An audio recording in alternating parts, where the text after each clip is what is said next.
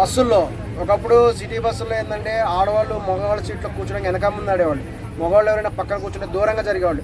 ఇప్పుడు సిటీ బస్సుకి వెళ్తే ఆడవాళ్ళు ఎగ్గిరొచ్చి మగవాళ్ళ పక్కన కూర్చుంటున్నారు, మగవాళ్ళు సిగ్గుపడిపోతున్నారు. ఈవేంద్ర బాబు వచ్చి నా పక్కన కూర్చొని నన్ను దోసి కూర్చుంటున్నారు. మగవాళ్ళ సీట్లో ఆడవాళ్ళు వచ్చి కూర్చుంటారు బలవంతంగా, లేవరు, మగవాళ్ళ సీట్లోనే కూర్చుంటారు. ఇంకా మాట్లాడితే మగవాళ్ళ పక్కన కూర్చుంటారు. ఒకప్పుడు సిగ్గుపడేవాళ్ళు, మరి గబుక్కున దూరంగా కూర్చునేవాళ్ళు.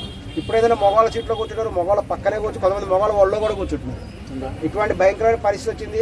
సీట్ల కోసం కొట్టుకుంటున్నారు. కేవలం బస్సు సీటు కోసం ఆడవాళ్ళు జుట్టు పట్టుకొని కొట్టుకుంటున్నారు. అవసరమా? అంత వైలెన్స్ ఎందుకు అవుతున్నది అంటే వాళ్ళ మానసిక ధోరణి అది.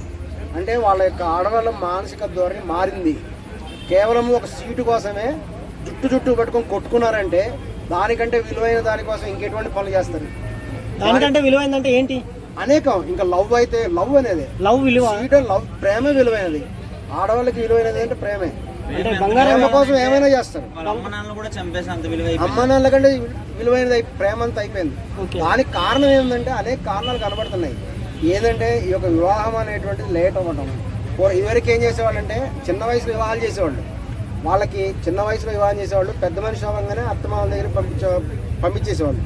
సో వాళ్ళకి ఏంటంటే కేవలం ఒక వ్యక్తి మైండ్లో ఉంటాడు. అంటే వాటిని బాల్య వివాహాలు అంటారు కదా. బాల్య వివాహాలు చివరికి బాల్య వివాహాలు వస్తేనే కరెక్ట్ అనిపిస్తుంది.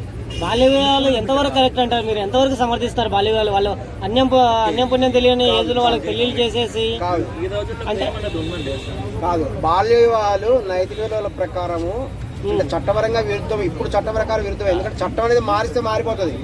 చట్టం అనేది శాశ్వతం కాదు, న్యాయం అనేది శాశ్వతం. ఎందుకంటే ఇప్పుడు ఏదైనా ఇప్పుడు ప్రెసిడెంట్ ఒక విధానం ఉంది, రేపు చట్టం చేసేసి 16 ఏళ్ళకి పెళ్లి చేయండి అని చెప్పారనుకోండి, పెళ్లి చేసేసి అప్పుడు చట్టం ఓకే అయిపోతుంది.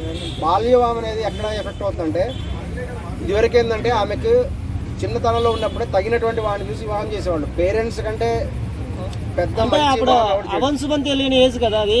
ఏం తెలియదు.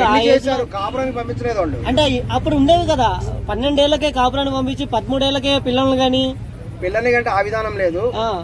ఎప్పుడైతే ఆమె వయసు మెచ్యూర్ అయిన తర్వాత పంపించేవాళ్ళు. తర్వాత పంపించేసి తర్వాత సరైనటువంటి వయసులోనే పిల్లల్ని కనాలి. ఇప్పుడు ఏమవుతుంది, 30 ఏళ్ళ దాకా పెళ్లిలు కావట్లేదు. ఇప్పుడు ఆడవాళ్ళకి ఎవరికి పెళ్లి 30 ఏళ్ళే తిరుగుతున్నారు బయట. అది కదండి, ఈ రోజుల్లో ప్రేమ అనేది ఉందా? వాస్తవంగా ప్రేమ లేదు.